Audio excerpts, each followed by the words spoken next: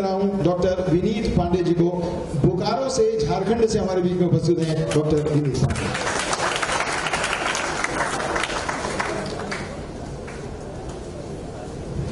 ले जाओगे क्या इसको? क्या करें साहब, अब समय माइक ही सेट करने का रह गया है। कर लेना, तो तुमने गलत सेट किया भैया। ये सही सेट हुआ। अरे ऐसा नहीं है, कॉलेज छोड़े जमाना हो गया है, सेटिंग अभी भी आती है।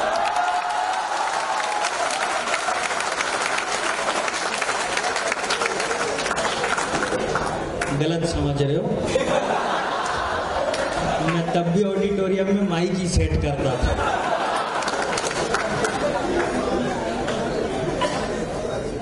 नहीं सर, ये इनकी भी कोई गलती नहीं है, बहुत बढ़िया। ये भ्रम में आ जाते हैं ये। आदरणीय हमारे प्राचार्य महोदय, मैं आपको प्रणाम करता हूँ। सर यहाँ आए जब अपना उद्बोधन देने के लिए, तो इन्होंने एक बड़ा अच्छा शब्द समूह प्रयोग किया। मुझे अपने स्कूल के दिन याद आ गए, कॉलेज के दिन याद आ गए, मेरे उपस्थित साथियों और प्यारे बच्चों। हमें भी याद आ गए, हमें को भी प्यारे बच्चे कहा जाता था। जब स्कूल छोड़ रहे थे तो मैं अपने प्रिंसिपल साहब से भिड़ गया। मैंने कहा सर, आपने 10 साल स्कूल, कॉलेज, हाई स्कूल सब मिला के हमको प्यारे बच्चे कहा, आप मेरी क्लास में आओ, 48 बच्चे हैं और दिल पे हाथ रख के बताओ इसमें से कितने प्यारे हैं।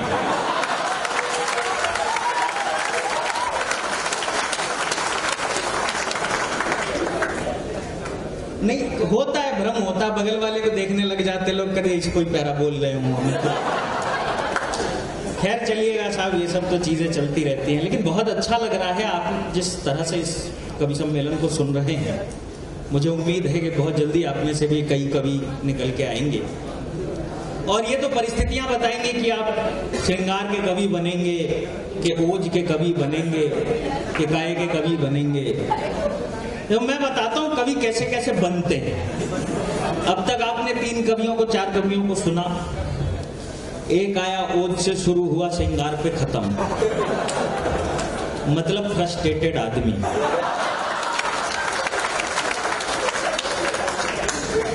प्रयास बहुत किया, सफलता नहीं मिली। दूसरा आदमी आता है आपके पास, ओज से शुरू करता है और ओज पे ही खत्म, डिटरमाइंड आदमी, प्रयास ही नहीं किया। वो कोएड में पढ़ता था, ये बॉयज स्कूल में।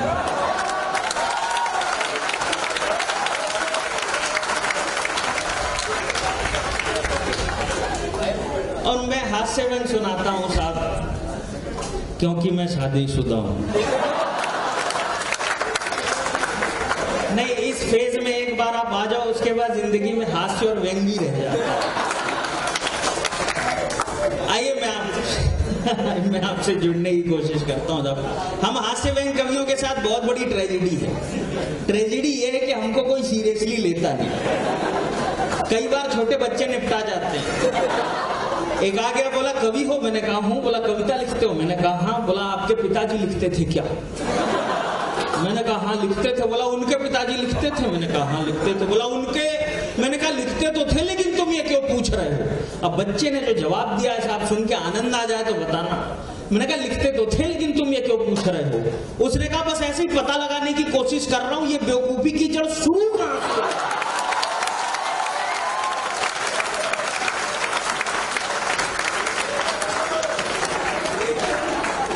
अब क्या था साहब, बेइज्जती सी हो गई, बदला भी लेना था। मैंने उस बच्चे को एक तरफ बुलाया, मैंने कहा बेटा एक बात बता, अगर तेरे पिताजी हाथी होते तो तू क्या होता? उसने कहा जी तब मैं छोटा हाथी होता। मैं कहा अगर वो घोड़ा होते तो? बोला तब छोटा घोड़ा होता। मैंने कहा अगर वो गधे, उल्लू, इनमें से कोई होते तो तुम क्या होते? मैं ये सोच रहा था बालक जवाब देगा, मेरी बेइज्जती का बदला निकलेगा, कलेजे को ठंडक पहुंचे। लेकिन सर वो बच्चा सन 2000 के बाद वाला था। नहीं, बच्चे तो उसके बाद ही आए, उससे पहले ही पैदा हुए हैं। उसके बाद तो डायरेक्ट पिताजी ने ही अवतार लिया है। फिर भी मैंने उससे पूछा, हाँ बताओ, अगर वो गधे उल्लू इनमें से कोई होते तो ऊपर से नीचे तक घूर के मुझे देखता है, बोलता है फिर तो तुम्हारे जैसा हास्य का कोई कवि होता।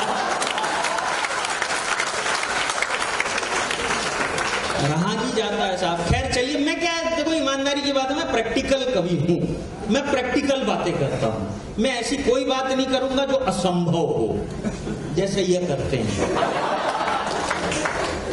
तुम मेरी सांसों में घुल गई हो,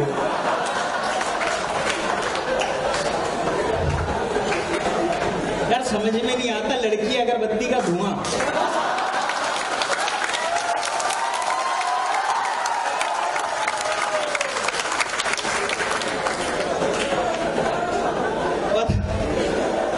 कुछ भी यार, हम बड़े देशभक्त हैं, हम कफन बांध के चलते हैं। भाई के जेब में रुमाल नहीं निकलेगा, मैं सच बता रहा हूं।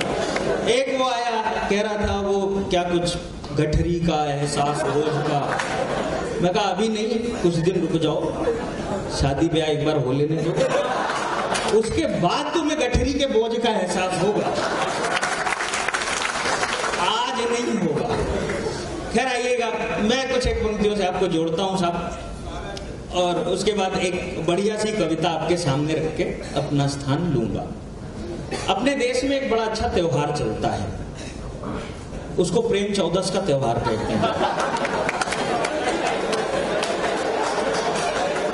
नहीं नहीं नहीं, हिंदी दिवस नजदीक है, हिंदी में बात करो। वैसे अगर प्रॉपर हिंदी में कहा जाए तो उसको वैलेंटाइन डे कहते हैं।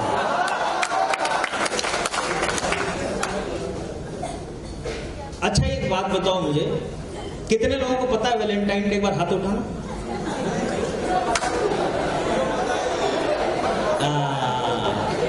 नहीं, मैं समझ गया, बुरी चीजें सबको पता है।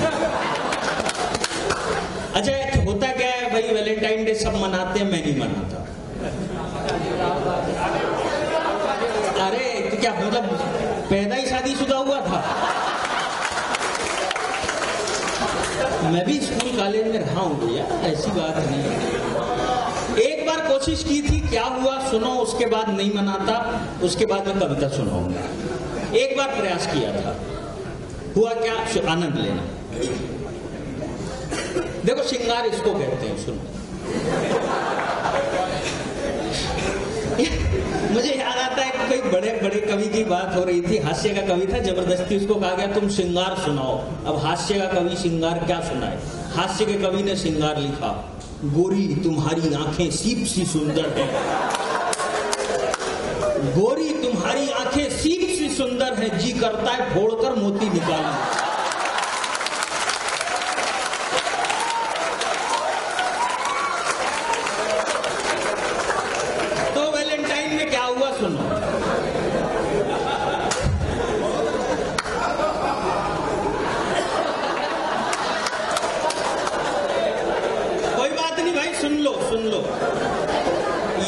ये मेरे साथ हुआ है और अब मैं आश्वस्त हूं कि ये तुम्हारे साथ भी होगा। कि कॉलेज में एक अति सुंदर बाला को देख प्रेम ने जी ले ली अंगड़ाई मेरे मन में। कि कॉलेज में एक अति सुंदर बाला को देख प्रेम ने जी ले ली अंगड़ाई मेरे मन में। हर जगह वही दिखती थी मुझे रूप जैसे, बस गया था जी उसका मेरे नयन में। तो फूल देने गया ही था तभी देख लिया, फूल देने गया ही था तभी देख लिया, उसके भाई ने जो था चौगुना मेरे पसंद।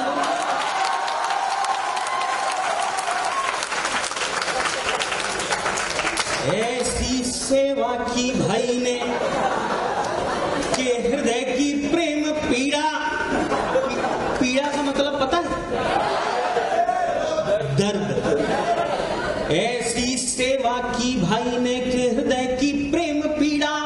फैल चुकी है जी मेरे पूरे ही बदन में। लेकिन बात इतने पे खत्म हो जाती तो बात थी, कैसे कैसे धोया उसके भाई ने क्या बताऊं, दो का मुझको तो भैया चार दिखता है अब।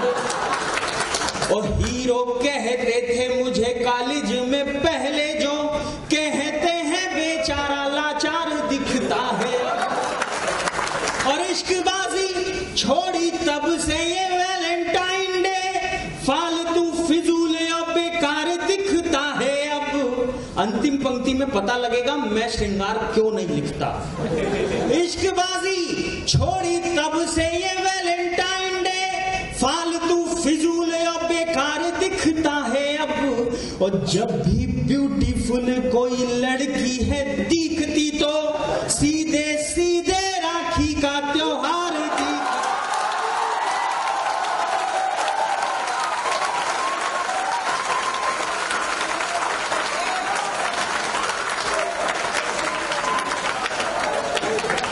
वाह भाई, नुकसान मेरा, खुशी इनको हो रही है। लेकिन आओ जी, समय की अपनी मर्यादाएं हैं। मैं एक छोटी सी कविता रख के अपना स्थान लेता हूं। एक दो और भाई, मुझे एक भी ना मिली तो दो और की बात ठंड रख।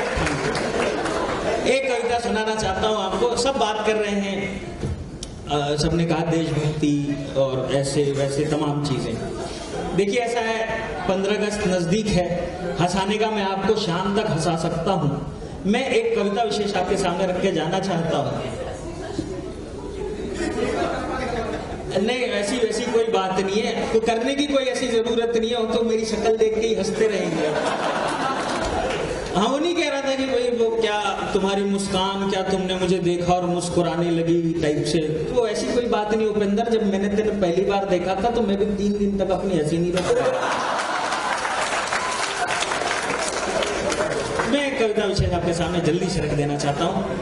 देखिए साहब, 15 अगस्त नजदीक है, सब बात करते हैं देशभक्ति क्या है। देशभक्ति सापेक्षिक होती है सर, आपके लिए कुछ और हो सकती है, आपके लिए कुछ और, आपके लिए कुछ और। मैंने एक शब्द चित्र बनाया है, देशभक्ति है क्या, मैं आपको बताना चाहता हूँ देशभक्ति होती क्या है। कल सोसाइटी के सबसे महत्वपूर्ण स्थान पर, यानी गेट के ठीक बाहर चाय की दुकान पर 4 लोग चाय का मजा उठा रहे थे, साथ ही देशभक्ति का अर्थ भी बता रहे थे। एक ने कहा भाई मेरा ये मानना है देशभक्ति का संबंध आपकी मानसिकता से है, न कि वास्तविकता से है। अगर आप मान लें कि आप देशभक्त हैं तो हैं, इसमें क्या परेशानी है, बाकी बातें बकवास है, बेमानी है। तभी दूसरे ने कहा वाह, बस मान लेने भर से हो जाएगी देशभक्ति, बदल जाएगी, हवा आ जाएगी उन्नति। तो लीजिए हम मान लेते हैं हम 14वीं सदी में जी रहे हैं, फिर तो आप ये चाय बादशाह अकबर के राज में पी रहे हैं, फिर तो आप ये चाय बादशाह अकबर के राज में पी रहे हैं। अरे देशभक्ति का मतलब कुछ करने से है, सीमा पर देश के लिए मरने से है।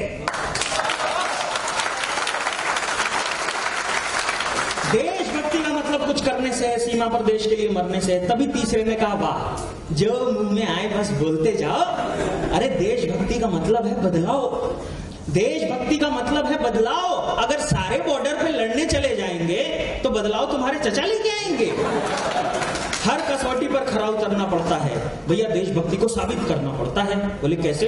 बोले लोगों को मोटिवेट कीजिए, आर्टिकल लिखिए, जुलूस निकालिए, आगे आगे दिखिए, पोस्टर छपवाइए, चैनलों पे जाइए। आपको शायद ज्ञान नहीं है ये देशभक्ति इतनी आसान नहीं है, आपको शायद ज्ञान नहीं है ये देशभक्ति इतनी आसान नहीं है। तभी चौथे ने कहा देखिए, सच्चा देशभक्त वो है जो चुनी हुई सरकार का समर्थन करता है, बाकी बातें छोड़ दीजिए। कोई विरोध करे तो देशभक्ति दिखाइए, उसके दांत तोड़ दीजिए।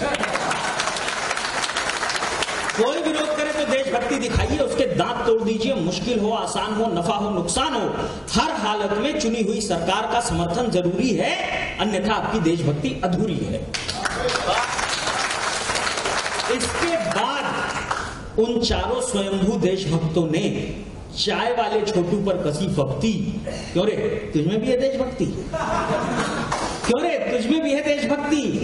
जूठे गिलास लेकर खड़ा था छोटू, जो अपने घर का सबसे बड़ा था।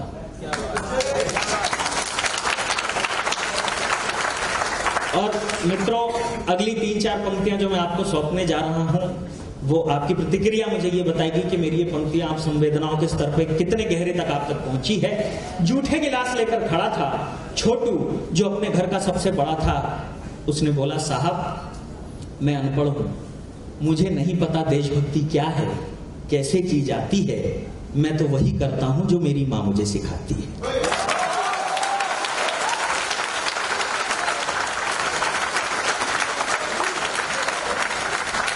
बोला, साहब मैं अनपढ़ हूं, मुझे नहीं पता देशभक्ति क्या है, कैसे की जाती है।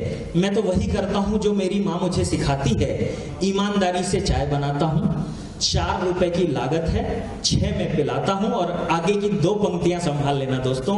ईमानदारी से चाय बनाता हूं, 4 रुपए की लागत है, 6 में पिलाता हूं। हर साल 27 जनवरी और 16 अगस्त को सड़क पे गिरे झंडे चुनता हूं, सावधान हो जाता हूं जब भी जनगण मन सुनता हूं।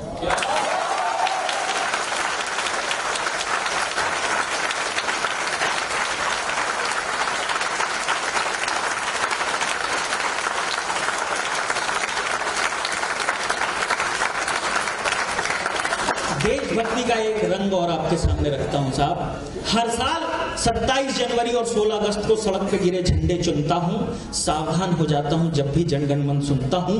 कूड़ा कचरे के डब्बे में ही भरता हूं, कूड़ा कचरे के डब्बे में ही भरता हूं। सड़क लाल बत्ती पर ही पार करता हूं। इस पौधे को रोज पानी डालता हूं। छोटी बहन के साथ खेलता हूं, उसे दुलारता हूं। कभी किसी को तकलीफ नहीं देता, फालतू 1 रुपया नहीं लेता। अंतिम पंक्ति सौंप के अपना स्थान लेना चाहूंगा। मैं देखना चाहता हूं ये कविता आपके मन में कितने गहरे तक पहुंची है। कभी किसी को तकलीफ नहीं देता, फालतू 1 रुपया नहीं लेता। बस यही करते करते रोज सुबह से शाम हो जाती है। अनपढ़ हूं साहब, मुझे नहीं पता देशभक्ति क्या है।